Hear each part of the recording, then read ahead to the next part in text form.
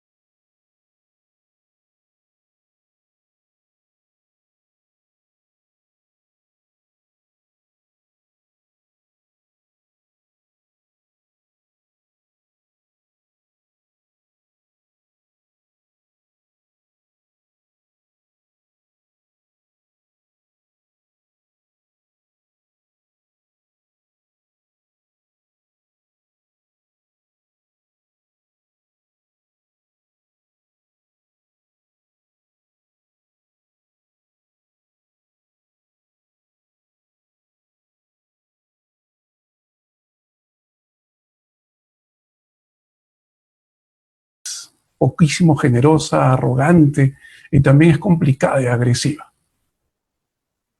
El viejo, sin mirarlo, dice, aquí la gente es igual.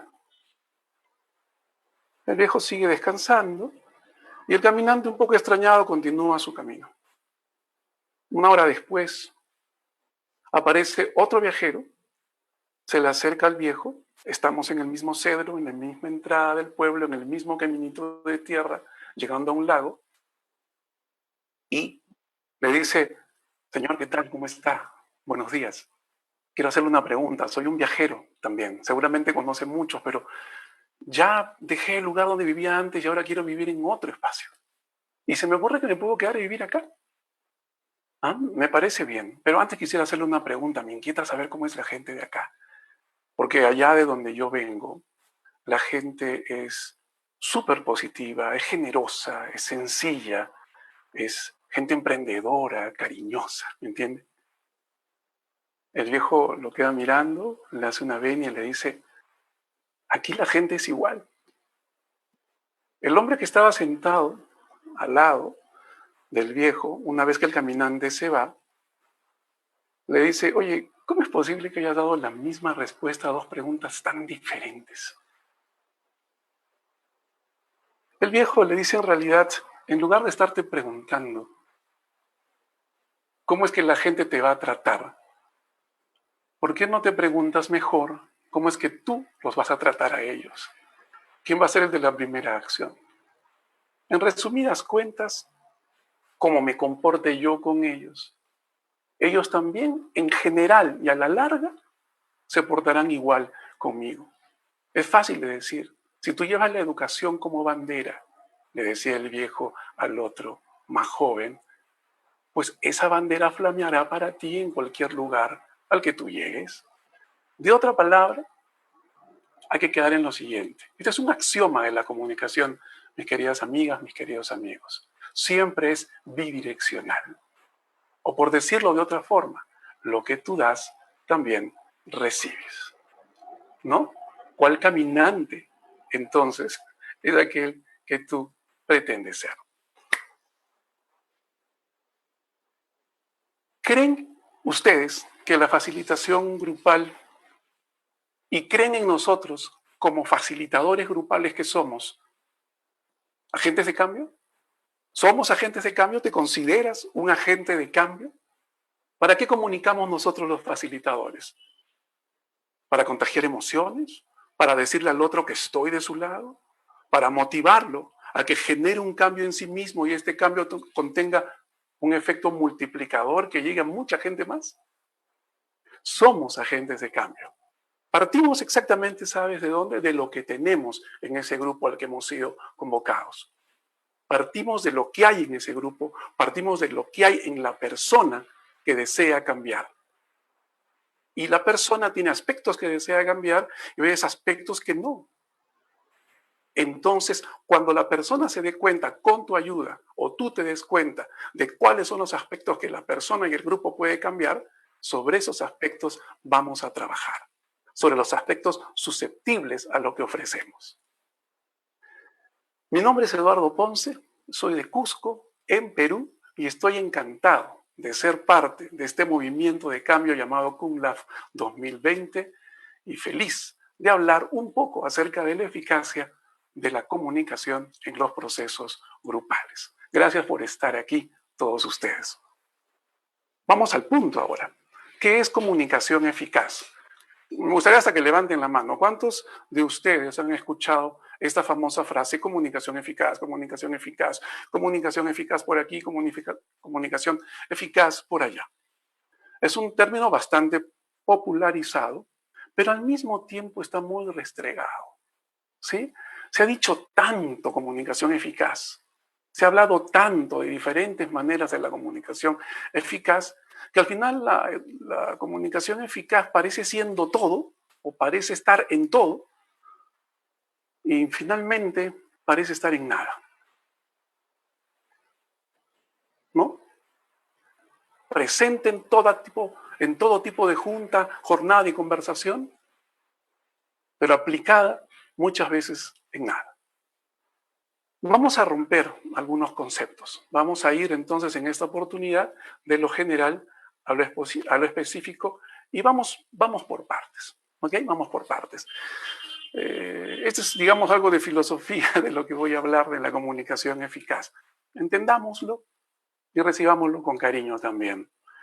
Nosotros, las personas, los seres humanos, construimos nuestra realidad a partir de determinadas ideas, pensamientos, juicios, prejuicios, dogmas, etcétera. Todos estos de alguna manera habitan en nuestros paradigmas mentales, ¿no? Y el paradigma normalmente te dice qué es conversable, qué no es conversable para ti, qué es posible que hagas y qué no es posible que hagas, según tú. Pero este espacio no es solamente personal, es un espacio también colectivo, donde establecemos creencias todos juntos. El paradigma también tiene, digamos, otras dimensiones. Y una de las dimensiones que tiene el paradigma es la dimensión cultural. Y toda cultura tiene un componente histórico. Eso quiere decir que heredamos cosas de nuestros antepasados, como por ejemplo maneras de pensar, costumbres, tradiciones. Muchas de estas no nos atrevemos siquiera a cuestionar desde lo colectivo. Y al mismo tiempo, también construimos una gigantesca diversidad de la que yo me puedo servir en una cosa, de la que me puedo servir en otra, descartando algunas otras posibilidades tengo para escoger. Entonces, eso ocurre con los grupos que también nosotros atendemos. Y ese es el primer punto del que quiero hablar. Eso ocurre, lo mismo ocurre con los grupos a los cuales nosotros atendemos, sea presencial o ahora, ¿no?, a teledistancia, electrónica, virtualmente. Vamos a contextualizarnos entonces. Hablemos del contexto. ¿Qué es el contexto dentro de nuestra propia realidad? El contexto viene a ser desde, digamos, esta posición que yo les estoy planteando, algo así como la banda sonora de una película. ¿Ya? No vemos algunas imágenes, pero la música nos está avisando de que algo va a ocurrir o de que algo se viene. Y como que uno se prepara para ver cómo va a reaccionar también en ese momento. Dicho de otra manera, el contexto que a veces logramos ver en su totalidad, a veces no, o a veces hay indicios que nos dicen de qué está hecho el contexto, para que nosotros podamos ingresar a ese contexto que no es nuestro, sino que es de este grupo, que es de ellos. Sabemos también cuando un contexto es formal, cuando un contexto es informal, de acuerdo, como les decía, a los elementos que nos van informando cómo es que se ha armado ese contexto en el que nosotros estamos ingresando. El contexto nos va a decir de qué podemos hablar, de qué no podemos hablar en ese momento. ¿Ya? El paradigma, entonces, volviendo al punto, es el espacio amplio donde conviven la cultura y el contexto. Entablamos ahí criterios de convivencia y nos condiciona a entender realidades súper diversas. Realidades súper diversas. Todos tenemos, por ejemplo, este famoso diálogo interior. Todos tenemos un diálogo interior. Ellos también, nosotros también. Pero en ese diálogo interior se van produciendo ideas que no necesariamente son nuestras, sino que vienen de la sociedad, que vienen de la comunidad.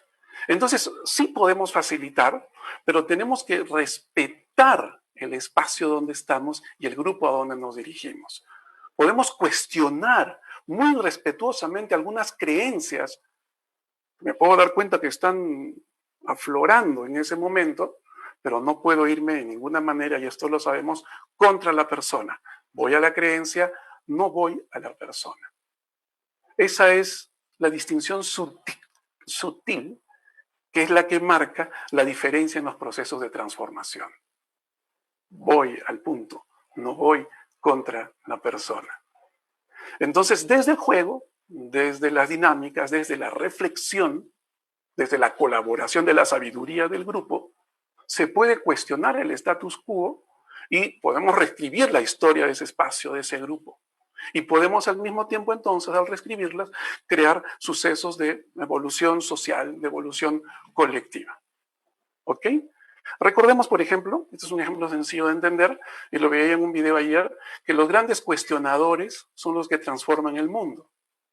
Hay un video de un muchacho español que narra esta parte y dice, ¿ustedes creen que consideraban cuerdo al hombre que dijo, voy a poner en el mar un mamotreto gigante de acero para que cargue personas y cargue cosas de país a país? Y la gente le decía, oye, ¿cómo se te ocurre si el metal se hunde? O aquel hombre que inventó la internet diciendo, voy a crear una red gigantesca, invisible, donde la gente pueda entregar, recibir información y también comunicarse al mismo tiempo. Voy a hacer eso. Y en ese tiempo, seguramente la gente que está hecha en un solo paradigma muchas veces, le decía, tú estás loco. Esos son los grandes, digamos, transformadores, los que atacan el punto, no a la persona. Y estos cuestionadores son los que transforman la realidad, los que transforman el mundo. ¿Ok? Bueno, y ustedes dirán, ya, con todo este rollo, ¿qué, no? Cuando lleguemos a un espacio de trabajo, tenemos que saber lo siguiente. Trabajamos con grupos de personas, muchas veces son adultos. Estos adultos son profesionales, son expertos en sus áreas, tienen su propio ritmo de aprendizaje, tienen sus propios ciclos de experiencias vividas, tienen sus propias creencias, tienen sus propias necesidades y tienen también su propio derecho de estar o no estar en el mismo momento en el que tú estás haciendo la propuesta. Puede ser que esté en otro lado. Tienen jerarquías que ellos respetan y nosotros debemos hacer lo mismo. ¿Podemos facilitar así? ¿Reflexionar con las dinámicas? Sí. ¿Podemos provocar situaciones de análisis? Sí. Pero no podemos desbaratar de arranque directamente con mi discurso la manera en que ellos ven su mundo. ¡Hey, jefe! Acá estoy, el facilitador. ¿Sabes qué? Este grupo se está portando excelente. ¿Para cuándo el aumento? Y te lo digo porque me ha pasado. Te digo porque lo he visto. Entonces, tú vas a ir a provocar un cambio y finalmente lo harán ellos si quieren y si se atreven, como te decía, a hacerlo, y según también su capacidad a nivel de respuesta, ¿no? Trabajamos sobre lo que hay, trabajamos sobre lo que tenemos. Entonces, me van a aceptar, ¿no? Si les hago entender que estamos a favor de ellos, de todos, desde el primero hasta el más sencillo de todos los trabajadores de esa empresa, de esa institución. Si estamos a favor y no estamos en contra. Primer punto, entonces. Eso es lo que tenemos que entender. ¿Ok? las realidades, el contexto, los paradigmas y lo que nosotros dentro de ese, digamos, cúmulo de experiencias a los que estamos asistiendo podemos transformar. A eso vamos. Muy bien, entonces, miren este grupo de personas, están muy bonitos todos ellos. ¿Y qué es comunicación eficaz? Mírenlos a ellos. No sé, acá los estoy viendo yo. Es imposible no comunicar, ¿no es cierto? Por más que sea una foto quieta. Es imposible no transmitir algo. Entonces, aceptamos en este segundo punto de que la comunicación no es neutral. No es neutral. Es siempre una herramienta más para el aprendizaje y el crecimiento grupal, que va aplicado de manera diferente a los diversos tipos de comunicación. A pesar de barreras que existan, porque pueden ver ustedes acá en la foto y pueden deducir, como que juegan, ¿no? Pueden deducir a ver quién es el más honesto en la foto, al tomarse la foto. ¿Quién es el más contento? ¿Quién es el que siente que está ahí un poco por incomodidad u obligación? ¿Quién es el que más adelante va a comenzar a meter un poco de bulla, a hacer desorden? ¿Quién es el más formal? ¿Quién es el que quiere estar allí? ¿Quién es el que no quiere estar allí? Una foto sencilla como esta puede comunicar. Y a pesar de las barreras que afectan la comunicación en un grupo, nosotros tenemos la posibilidad de descubrirlo y transformarlo. ¿Ya?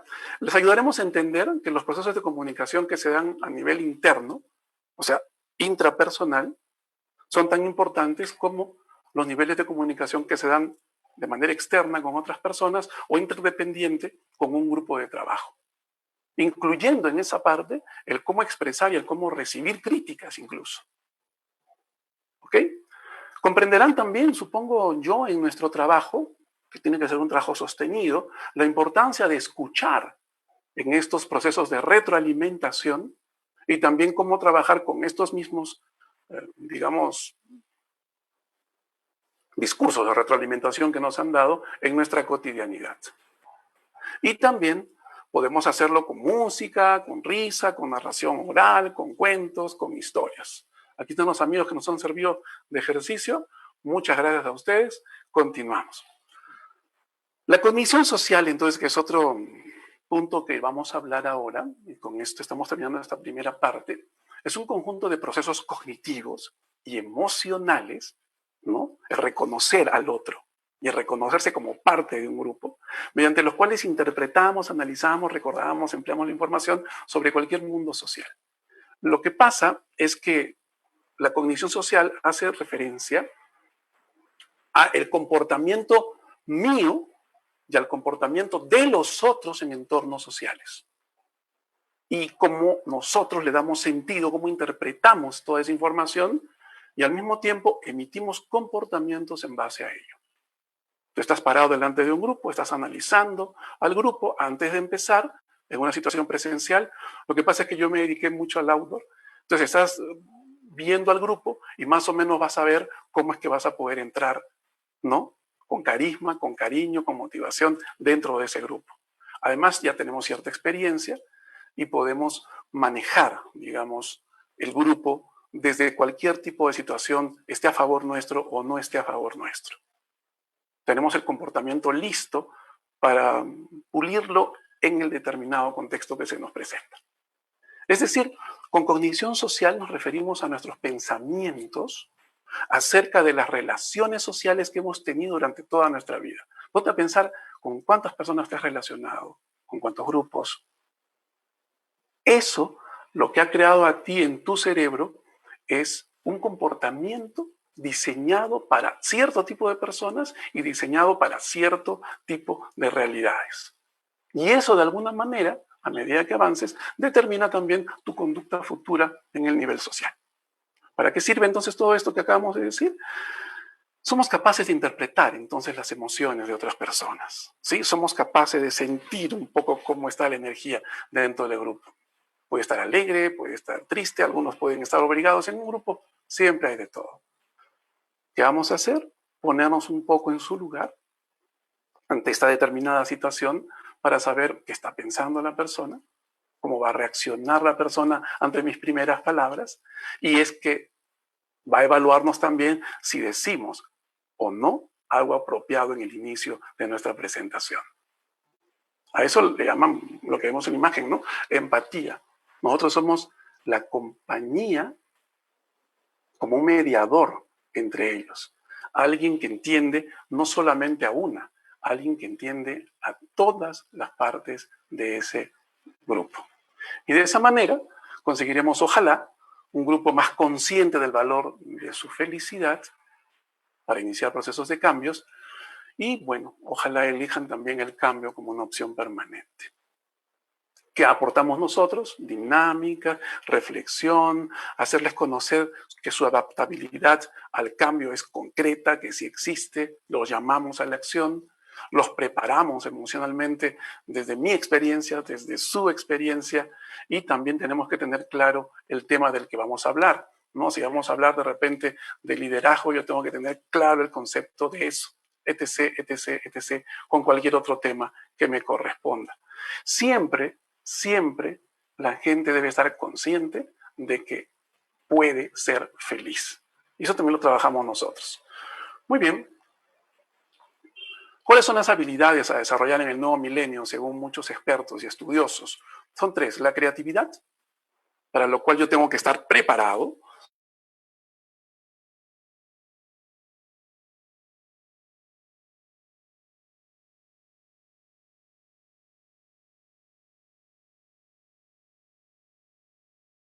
No, tendría que estar en constante lectura, práctica, conversación con gente que sabe del tema para que yo pueda ser un creativo, si me entienden. Para la creatividad uno se prepara. La creatividad viene también desde una parte del conocimiento. El pensamiento crítico también viene del conocimiento. Y la comunicación eficaz es esto de lo cual nosotros estamos hablando el día de hoy. Muy bien, vamos a algo muy conocido. Ahora, muy conocido. Vemos este pie aquí y lo que transmitimos básicamente tiene que ver en un 55% con nuestro lenguaje corporal, nuestro lenguaje de gesto, postura, mirada cuando estamos dentro del grupo. Tiene que ver con el tema verbal también en un 7% nada más, pero no por eso menos importante. Y también tiene que ver con la voz, el volumen, el tono, la entonación, cómo usas la voz. Ahorita, por ejemplo, yo estoy usando mi voz básicamente de garganta, porque estamos en un contexto chiquito. Pero si debo usar una voz mucho más potente, si debo usar una voz que llegue a más, una voz que a veces convenza más a la gente, tendré que respirar, como todos ustedes saben, parte de la comunicación eficaz es respirar hacia el vientre.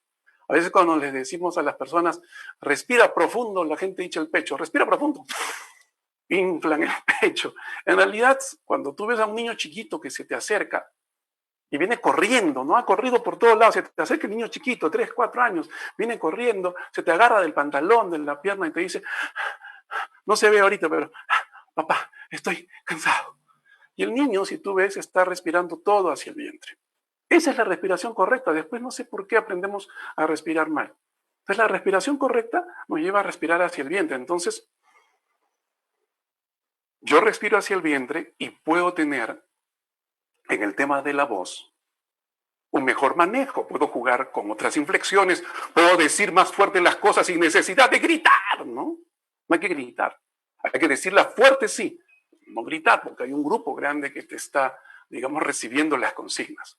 Ahorita mismo yo hablo con mi voz de garganta, pero si podemos hacer el ejercicio de aprender a respirar hacia el vientre 6 veces por la mañana, 6 veces por la noche, contener la respiración en el vientre y después repulsarla y jugar con eso, es sencillo. ¿Cómo te vas a dar cuenta si estás haciendo bien eso? Es sencillo.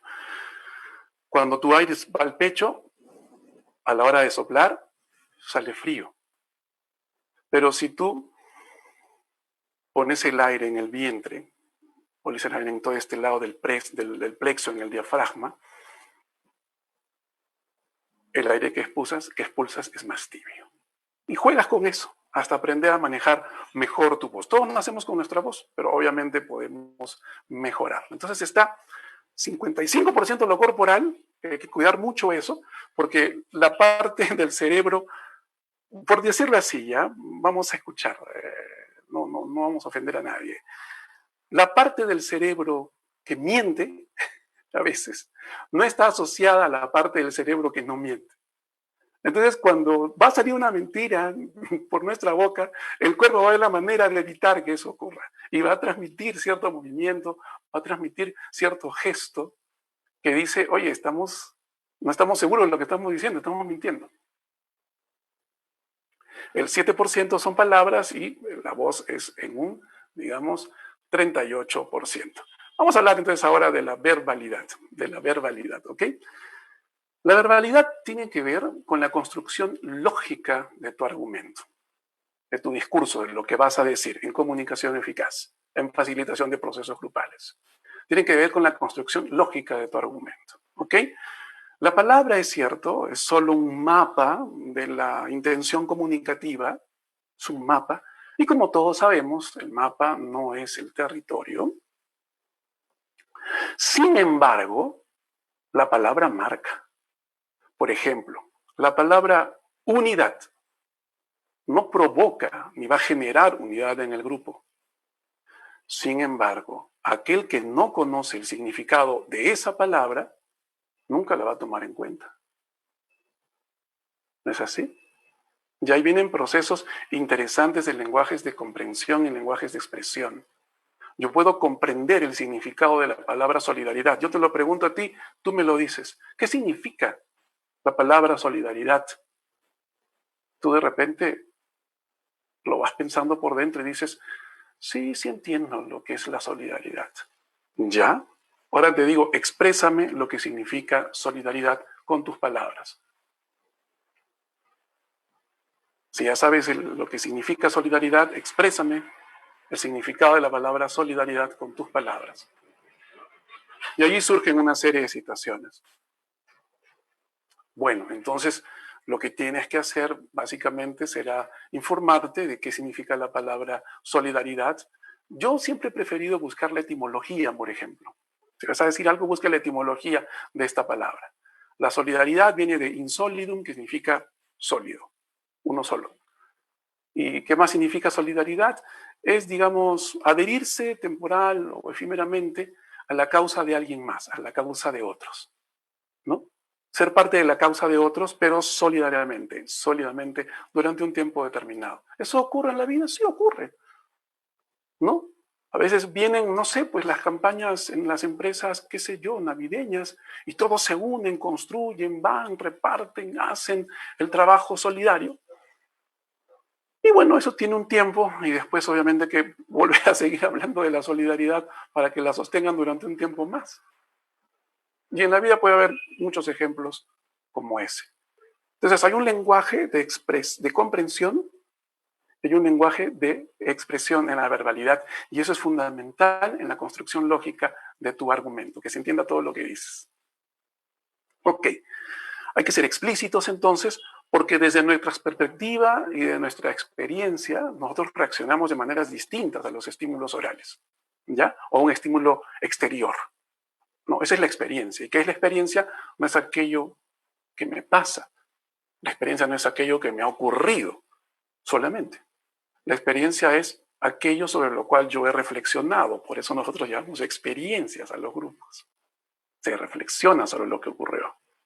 Si tú no reflexionas sobre lo que ocurrió y no le pusiste nuevos caminos, nuevos planes, te va a seguir pasando lo mismo una y otra vez. Como que a veces ocurre con nosotros. No aprendemos, dicen algunos. ¿Por qué? Porque no lo reflexioné, no me detuve, no hice un retiro personal para ponerme a pensar sobre eso. ¿Ok? Y no lo aprendí, simplemente sucedió, pasó, me rozó, no se quedó. La experiencia es lo que se ha quedado conmigo. Parte de la construcción lógica de tu argumento, parte de la discusión lógica de tu discurso. El tono o estilo es otra parte de la verbalidad. El tono no son las inflexiones de voz, no. El tono en este caso es el estilo que tú le vas a poner. Le puedes poner un estilo de repente sencillo, técnico, formal, coloquial, informal, entre muchas otras y diversas maneras. No, si por ahí de repente estás hablando en algún momento y sientes que puedes decir algo como qué chévere le salió a este grupo su dinámica. Ya si dices chévere ya estás jugando en otro tipo de suelo, ¿no es cierto? En otro tipo de espacio. Eso lo vas viendo tú a medida de que avanza tu trabajo dentro de la facilitación grupal con el grupo con el que estés, digamos, laborando en ese momento, ¿no? Por eso hay que estar muy atentos a cómo viaja ese discurso, a cómo viaja mi discurso dentro del grupo y en el tiempo en el que me toque estar con ellos. Puedo hacer algunos pequeños cambios, como te digo, siempre respetuosos. Ok, eso en cuanto a la verbalidad, porque la palabra tiene que ir acompañada de pachi, de pachi. ¿Qué es pachi? La palabra tiene que ir acompañada de pasión, tiene que ir acompañada de autenticidad, que la gente note que eres auténtico con lo que dices, tiene que ir acompañada de coherencia, o sea, soy lo que digo también, tiene que ir acompañada de honestidad, o sea, te estoy abriendo todo lo que soy para que tú lo veas, y la I es integridad, integridad. Pachi, pasión, autenticidad, coherencia, honestidad, integridad.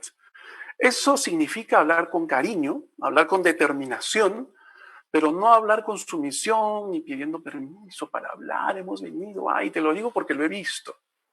¿No? En algunos de repente creen que no, no. Tú hablas con determinación, hablas con serenidad, hablas con cariño, hablas abiertamente con el grupo. Y si te toca estar en algún momento de autoridad, en un estrado arriba, pues lo haces. Si después bajas y quieres conseguir empatía con ellos, te acercarás un poco, de repente agacharás un poco, los mirarás de una manera distinta. Son parte del trabajo de la verbalidad. Recuerda, quiero que recuerdes que nosotros leemos y somos leídos todo el tiempo. Por eso es bueno escuchar, por eso es bueno observar, por eso es bueno sentir, por eso es bueno fluir, ¿no? Y también preinvestigar, por cierto, al grupo con el que vas a trabajar, preinvestigarlo.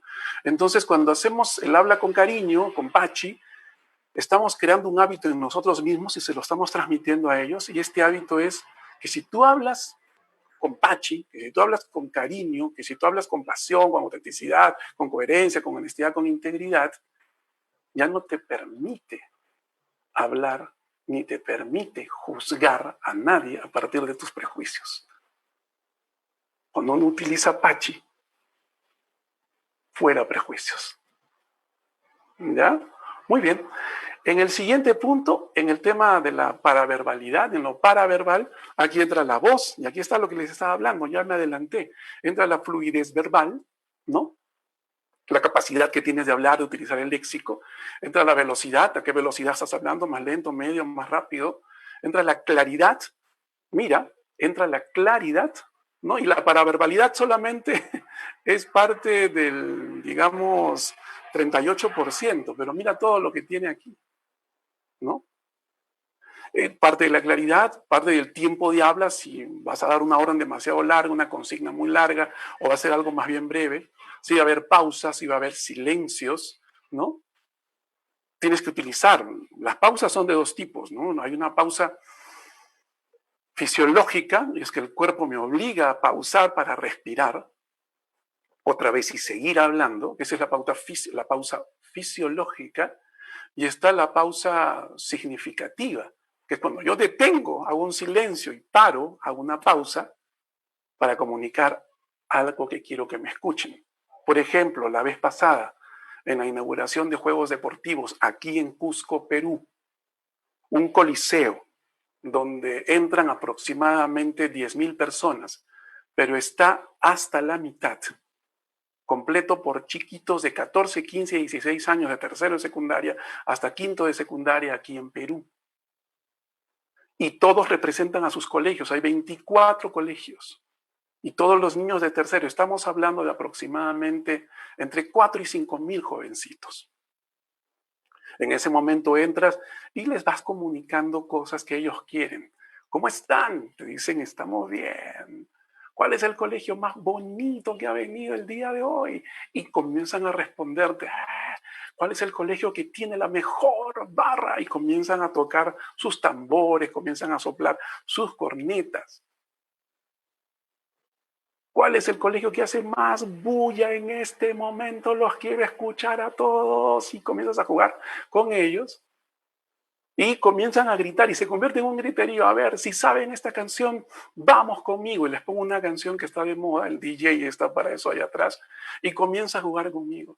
Y les sigo preguntando cosas para que reaccionen, para que boten todo ese estrés, esa bulla. A veces en los colegios están un poquito, ¿no? Sueltan todo. Pero me hacen así la señal de allí atrás y me dicen, ya vamos a empezar, las autoridades están sentadas, vamos a comenzar. Entonces tienes que cambiar el tono, tienes que cambiar la pausa y decirles, a ver, si me escuchan, ¿cuál es el colegio más respetuoso que ha venido hasta este coliseo el día de hoy? Y comienzan a gritar, ¡ah! Y tú paras y dices, muy bien, ha llegado el momento de comenzar la ceremonia. ¿Quiénes están conmigo? Y me pasó que se callaron y comenzaron a tranquilizarse, a hacer caso y escucharon la ceremonia, digamos, con respeto. Entonces, tiene que ver con las pausas, con los silencios, con el tiempo de habla, con el volumen que tú le pones a la voz sin gritar. Ya sabes, si quieres más volumen, utiliza el plexo, utiliza el diafragma. Puedes tener más volumen desde aquí sin necesidad de hacer gritos con la garganta. ¿Ok? El tono, que son las inflexiones, como tú vas jugando con la voz. Y el timbre, bueno, el timbre es la huella digital de tu voz, ¿no? Por tu voz sabemos que eres tú. Entonces, ¿lo puedes trabajar? Sí, lo puedes trabajar. Por ahí escuché una vez que, no siempre es cierto, pero escuché una vez que a veces las voces más graves y de volumen más alto generan más credibilidad en un inicio, porque nos han acostumbrado socialmente a eso. Puede ser, pero tú naces con tu voz, con tu timbre de voz y puedes manejar y aprender con una serie de ejercicios de respiración y más el control, las inflexiones, el tono, la fluidez de tu voz. ¿Ok? Muchas gracias. Entonces, vamos al aspecto ahora no verbal, ¿no? El aspecto no verbal, como ustedes ven aquí, es la gestualidad, las emociones, el cómo transmitirlas, ¿no? El cómo ellos juegan con nosotros con sus gestos y cómo juego yo con ellos con sus gestos. Hacemos neuronas espejo, ¿no? Lo que yo vea, le hago así, entonces el otro siente que está más identificado conmigo. Si lo veo así, le hago así. Juego un poco con ellos, es lo que tú haces en campo, por ejemplo, o puedes hacerlo incluso aquí también, ¿no? La parte no verbal, el 55% tiene que ver con la corporalidad, con los brazos, con las manos, con ilustrar con tu cuerpo lo que quieres decir. ¿Cómo generas empatía? ¿No es cierto? Agachándote un poco, ya te dije, acercándote, hacer un juego de qué me estás diciendo, ¿no? ¿Y cómo generas autoridad?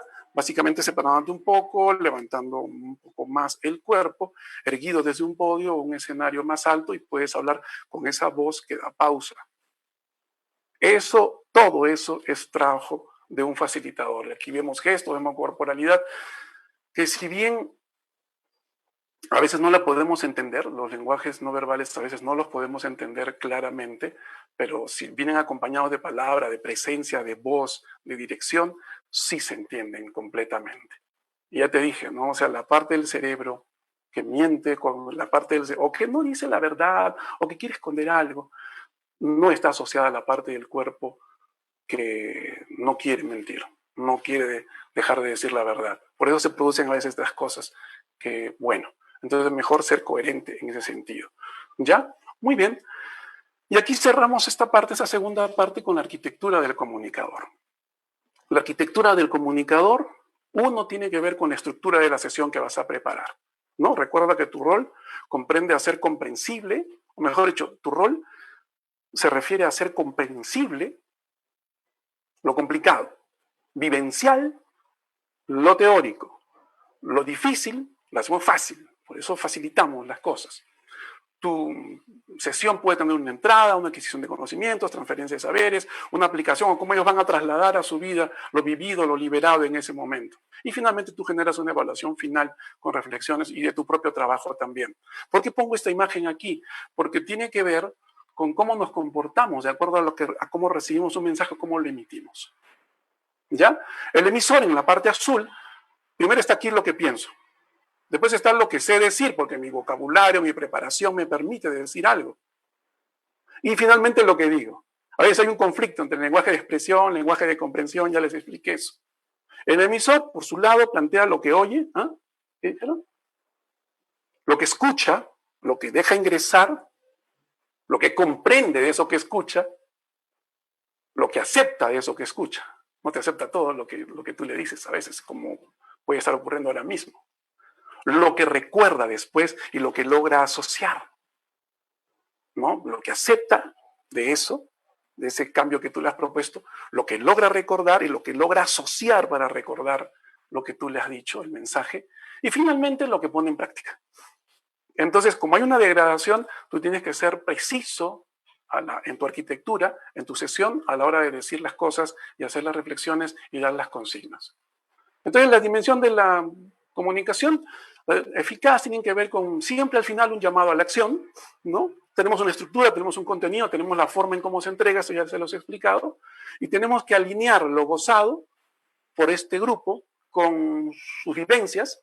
Tenemos que alinear todas esas vivencias gozadas, todo lo bonito que le han pasado, con sus propósitos personales y del grupo a que pertenece. O sea, siempre el propósito está presente. Entonces, acá hay unos objetivos probables que tú puedes tomar, míralos para hacer tu trabajo.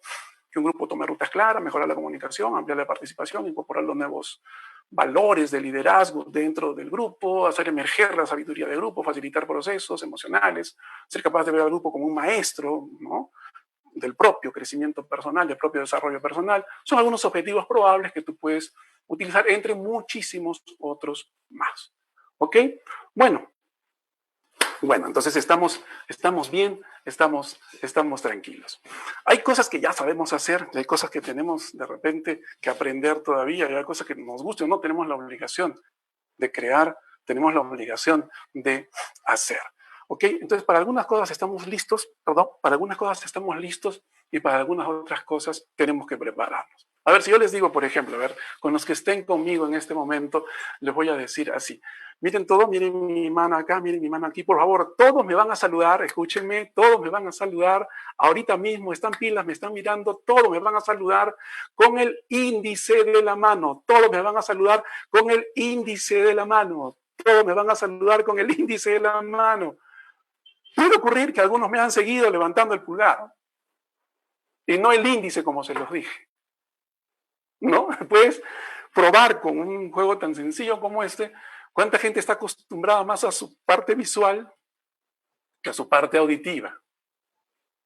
Y eso, bueno, en este escalón estamos tratando de hablar un poco acerca de las cosas que tenemos construidas y acerca de las cosas que nos faltan. Por ejemplo, la incompetencia inconsciente es un desajuste, ¿no? Por lo general nos mantiene en conflicto o nos lleva a fracasos personales y grupales. La incompetencia inconsciente es no sé que no sé, no sé que no sé, y no te importa. Lo peor es que no nos importa, no somos conscientes de que nos afecta, no tenemos un para qué. Hay conductas, ¿no? Hay conductas que no saben y por eso te mantienen en desajuste, en conflicto, en fracaso. Lo peor es que no te importa y afectas a alguien más. No tenemos un para qué, hay que buscarle siempre un para qué. La incompetencia consciente, ahí sí sé que no sé, y si quiero cambiar, aprender o mejorar, crearé un plan de mejora. Porque me he dado cuenta por mí mismo o alguien más ha hecho que yo me dé cuenta de que necesito una capacitación en ese punto. La competencia consciente es yo sé que sé, eso me ha llevado a un cambio a través de varias acciones y lo ideal es que en la competencia consciente yo ya me di cuenta, es darse cuenta de qué es lo que sabes y detenerse un poco, como les decía, parar un poco a reflexionar sobre lo que sí sé bien. Caso contrario, si no lo reflexiono, dentro de un proceso me puedo saltar la parte que incluso yo sabía y generar una pérdida. O sea, aún sabiendo, no lo hice. Nos pasa a todos todo el tiempo, ¿sí o no? Yo sabía hacer esto, yo lo sabía, pero no lo hiciste. Porque no te has detenido a pensarlo. No te has detenido a convertirlo en una experiencia. Y lo saltaste en un proceso. Entonces, la competencia consciente sí necesariamente te obliga a un cambio, pero un cambio que venga de ti. Y la competencia inconsciente es algo que no sabes que sabes. O sea, está ahí, no sabías que lo sabía, bueno, lo hice, pero no sabía que sabía eso, ya está en ti, está incorporado, integrado a ti, y básicamente es instintivo, no es impulsivo. Es instintivo, no es impulsivo. O sea, siempre analiza, siempre calcula antes esta competencia inconsciente. Evalúa también consecuencias. Dentro de todo lo que yo les he dicho, espero que esto les sirva, ¿sí? Para darse cuenta en qué momento estamos y a qué, digamos, etapa queremos pasar, ¿no?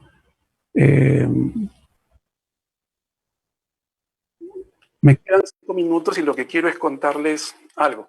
Esta es una historia súper conocida de Jorge Bucay. Llega la señora cansada en una noche de lluvia, se sienta en una mesa de un restaurante, le dice al camarero, por favor, tráigame una sopa. El camarero cumple con traerle la sopa y la mujer agarra y le dice, camarero, por favor, ¿puede probar mi sopa? Y el camarero le dice, no, ¿cómo voy a hacer eso, señora? Si está mal, dígame. Si está salada, dígame. Si está fría, dígame. Si está mala, dígame. Y la mujer le dice, no está mala, no está fría, no está salada. Quiero que pruebe la sopa. Y el camarero le dice, no, las políticas del restaurante no me obligan, no me piden, no me dan autorización a que yo toque el plato de un cliente. Por favor, le dice, pese a todo, pruebe mi sopa. Señora, vamos a hacer algo, yo le cambio el plato de sopa, no puedo probar su sopa, la que está servida en la mesa, no la puedo tocar. Y la mujer insiste, le dice, por favor, señor, pruebe mi sopa. El camarero, un poco incómodo, agarra, busca en la mesa y la mujer le dice, ¿ves? Eso quiero que hagas. ¿Cómo vas a probar la sopa si no hay cuchara? Muchas personas que se empeñan en dar los mensajes con indirectas, que las entiendan con indirectas, sin ir al grano, dando muchos rodeos, pretenden que otros adivinen por qué dicen las cosas, hacen o piensen de determinada manera, lo cual hace que la comunicación se torna dificultosa. Lo que hay que hacer es simplemente ir al grano. Si tú te comunicas con indirectas, evalúate, pídete a alguien que lo diga para que tu lenguaje en la comunicación eficaz de facilitación grupal sea claro y sea directo. Y si conoces personas que son así, bueno, como un buen amigo, si es que lo eres de esa persona, tendrías que decírselo. Y cerramos con esta parte, que esta es la parte final, es muy conocido, es el círculo dorado de Simon Sinek.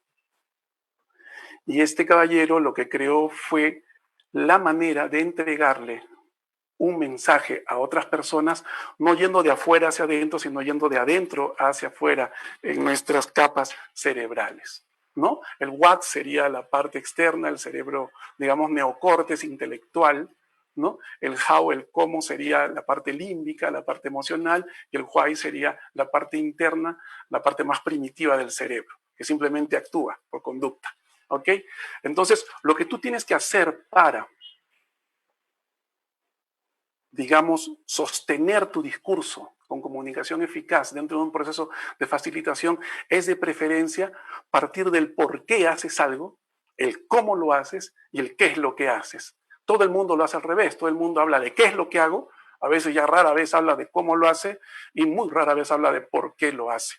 Y recuerda esto, lo que dice Simon Sinek, dice, la gente no compra tu producto, la gente lo que compra es tu propósito, para qué lo hiciste, el por qué lo haces. Esto desde el enfoque de la sociobiología, que explica el comportamiento social.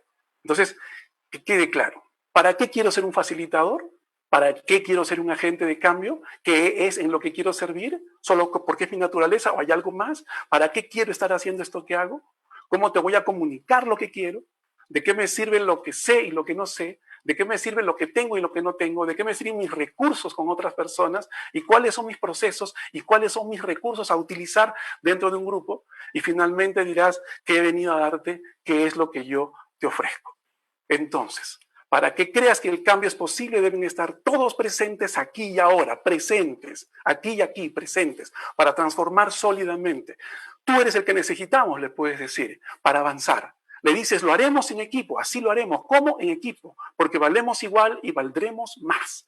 Lo entregaremos todo, podemos hacerlo. Solo basta voluntad y la tenemos de sobra. Atrévete a darla hoy.